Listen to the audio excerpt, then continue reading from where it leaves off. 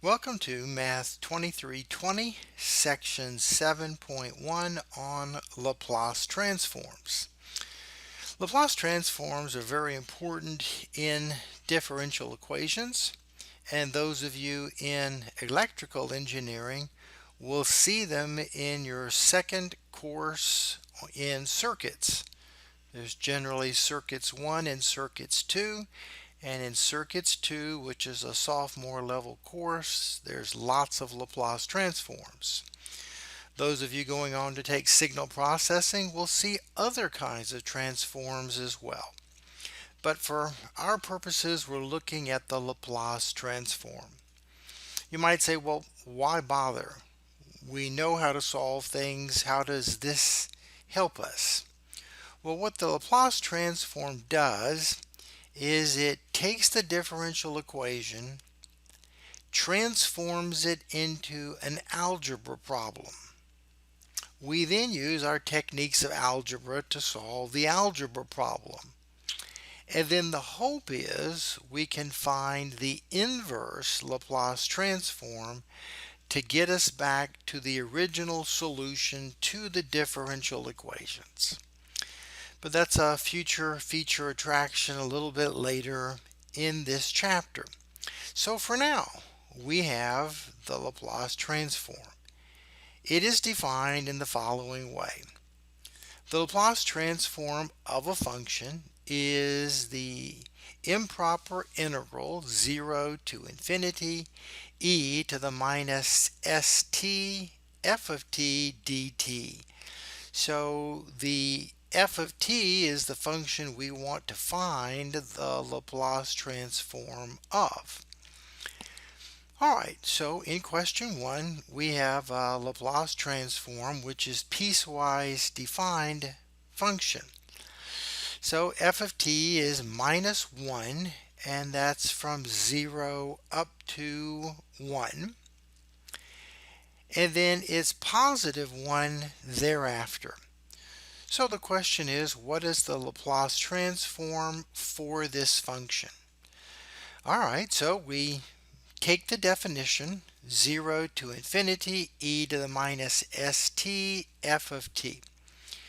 Now, my function f of t is defined 0 to 1 and 1 to infinity. So we split the integral into 0 to 1, where the function is minus 1, and from 1 to infinity, where the function is positive 1. Alright, the first integral is easy. We can do that by substitution. I pick up a 1 over s e to the minus st, and that's evaluated from t equals 0 to 1. In the improper integral, we take the limit as a goes to infinity, and that's my upper limit. So I'm integrating e to the minus st from 1 to a. Alright, on the first piece, t is 1 and t equals 0. That's pretty easy to plug in. Integrate this, we do this by substitution. I get minus 1 over s e to the minus st, and then I'm going to plug in t equals a and t equals 1. So when I plug in a, we get the following. Minus a minus, that's a plus there. 1 over s e to the minus s. And so now we're going to take the limit as a goes to infinity. Well, this term is going to 0 because it's a negative decaying exponential. And the second piece doesn't have a in it at all. And so, combining the terms, I've got a e to the minus s over s, another one of those, so 2 of them. So 2 over s, e to the minus s minus 1 over s. Alright, in question 2, the process continues. We're just using the basic definition. In this case, my f of t is again piecewise defined. It's 6 from 0 to 4. and then from 4 on, it's 0. So essentially, we split our integral again into two pieces. One from 0 to 4 where the function is 6, and from 4 to infinity where the function is 0. But this part is 0, so it plays no role. Here we integrate by substitution again. I get a minus 6 over s, e to the minus st, and you plug in 4 and 0. Well, e to the 0 is 1. And so cleaning it up, we get 6 over s minus 6 over s e to the minus 4s. And this is the Laplace transform of our piecewise defined function. All right, in question 3, we get a little more complicated. We still have a piecewise defined function. Now we have a cosine function defined from 0 up to pi. So here's my cosine function, and thereafter it is 0. So we play the same game. We split the improper integral into one going from 0 to pi where the cosine is involved, and the piece that has the 0 is pi to infinity, but that goes away. So the question is, how do I integrate e to the au cosine bu? So you can look that up in your table of integrals, or you can do integration by parts twice. We need a solution, so I won't go through those details. So let's see what's going on. In our case, a is minus s, b is 1. So I've got s squared over 1, e to the minus st. A is minus s and b is 1. All right, so there's my integration. I'm going to plug in 0 and pi. All right, plugging that in, let's see, cosine of pi is minus 1, making this a positive s. Sine of pi is 0, so that's missing. Sine of 0 is 0, cosine of 0 is 1. I've got a minus, which is a plus s. And so now you could factor out the common s, pull it over the common denominator, giving us the Laplace transform of that piecewise defined function. All right, in this particular question, it's question 4. They don't tell us what the function is. We have to figure it out. Well, it's pretty easy to figure out. It's 0 from 0 to 1. And then thereafter, it goes through 1, 1, 2, 2. So you can see this is just the identity function, or f of t is t. And that's for t bigger than 1. All right, so we're going to put it in the definition. I'm going to split the integral into the piece 0 to 1 where it's 0, and then 1 to infinity where I get t e to the minus st. All right, so to do the indefinite integral, this is by parts, and I'm going to use something called the tabular method. U is t, the derivative of t is 1, derivative of 1 is 0. When you get to 0, you can stop, and the signs go plus, minus, plus, and so on. dv is e to the minus st dt, and so when you integrate to go to the next level, I pick up a minus 1 over s. I pick up another minus 1 over s, giving me a positive 1 over s squared. And then to get our answer, we take it in this fashion. So those two and these two. And so I get a t times minus 1 over s e to the minus st and a minus 1 over s squared e to the minus st plus c. But in our case, I need my limit as a goes to infinity because I'm plugging in t equals 1 to t equals a. All right, so plugging in a and 1, let's see, the parts that don't have a in it, I can take those out of the limit, and I only have to worry about the other pieces. All right, well, let's see. What about this piece? All right, this piece, I can write this as L'Hopital's rule. And I can look at this piece. This is my decaying piece again.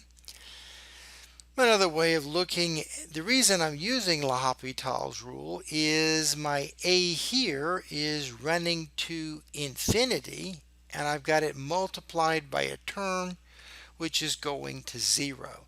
So this is infinity times 0, and I need L'Hopital's rule. So what do? I rewrite this as minus, I pull off the minus 1 over s, a is on the top, and e to the minus sa is on the bottom. Now I have a limit, an indefinite limit, where the top is going to infinity, so is the bottom. And so I can differentiate this. The derivative of a is 1. The derivative of this term is the following. And so in that case, this piece does go to 0. All right, so what I'm left with is this piece that did not involve a. All right, and in problem 5. In problem 5, we have a function going from 0, 1 to 1, 0. Well, that's just f of t is minus t plus 1, and then 0 thereafter. All right, so trying to find the Laplace transform, I split my integral. I got 0 to 1, where it's minus t plus 1. And on this piece, I'm going from 1 to infinity, where it's 0. All right, well, the piece is 0. I don't have to worry about. That's gone. This piece, I'm going to split into two integrals. This one we did by parts in the previous problem. And for this particular piece, let's see, I'm going to do integration by substitution. All right. Plugging in 0 and 1 on both of them. Let's see. This term is in common to both, and there's a subtraction, so it cancels. And I'm left with my e to the minus s over s squared term, a minus 1 over s squared, and a plus 1 over s. All right, in question 6. In question 6, we want to find the Laplace transform of f of t is t times the sine of t. So I didn't realize it when I assigned this question, but this is a little bit misplaced and is quite terrible to do if we just use the basic definition. So we're going to cheat a little bit and use a property that we will get in section 7.4. And that is the Laplace transform of t to a power times the function. is simply minus 1 to the n times the nth derivative of the Laplace transform of that function. So this is a t to the 1, so it's minus 1 to the 1. And I've got the derivative of the Laplace transform for the sine. So Laplace transform for the sine of t is 1 over s squared plus 1. So I'm differentiating that one time. So I rewrite it as s squared plus 1 to the minus 1. Take the derivative. I get another minus 1 in the front. Exponent goes down by 1 more to minus 2. And then the derivative of the inside is 2s, giving us quickly to find the Laplace transform. Otherwise, to find the Laplace transform by the definition, I'm going to be stuck integrating e to the minus st times t times the sine of t, which is take the limit as a goes to infinity, but this is a nasty looking integration. But with the help of Wolfram Alpha, and I actually put in what I typed in integrate e to the minus st t sine t from t equals 0 to infinity, and you can see it here. And yes, we would get exactly the Laplace transform that we're after. The indefinite integral before you would take the limit looks like the following, which is quite involved and ugly. So certainly on that particular problem cheat, do not try to do the integration. All right, in question 7, we get to start using some properties, and that is the Laplace transform of t to a power is simply n factorial over s to the n plus 1. And that's for n equals 1, 2, 3, and so on. If you're not familiar with factorials, 0 factorial is 1, 1 factorial is 1, 2 factorial is 2 times 1, 3 factorial is 3 times 2 times 1. So n factorial starts off at n minus 1, n minus 2, and so on. So in question 7, I've got the Laplace transform of 6t to the 5th. So pull the constant out in the front, t to the 5th. So by our formula, this is 5 factorial over s to the 5 plus 1, or s to the 6th. All right, 1 plus e to the 5th. Well, the Laplace transform of 1 is 1 over s. The Laplace transform of e to the at is 1 over s minus a. So in our case, I've got the Laplace transform of 1, which is 1 over s, plus the Laplace transform of e to the 5t, which is 1 over s minus 5. So certainly the properties make finding the Laplace transform a lot easier than the definition. All right, in question 9. In question 9, they want us to find the Laplace transform of sine of 4t times the cosine of 4t. And the hint is to use a trig identity. Well, let's see, sine of 2t is really 2 sine t cosine t, or 1/2 sine of 2t is the product we're after.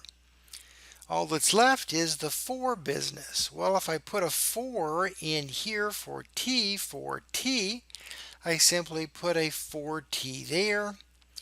And so the Laplace transform of 4t cosine 4t is just 1/2 the Laplace transform of the sine of 8t. And the Laplace transform for the sine of kt is k over s squared plus k squared. So in our case, I've got a half that was in the front. K is 8. 8 squared is 64. 2 goes into 8 4 times. And that completes section 7.1.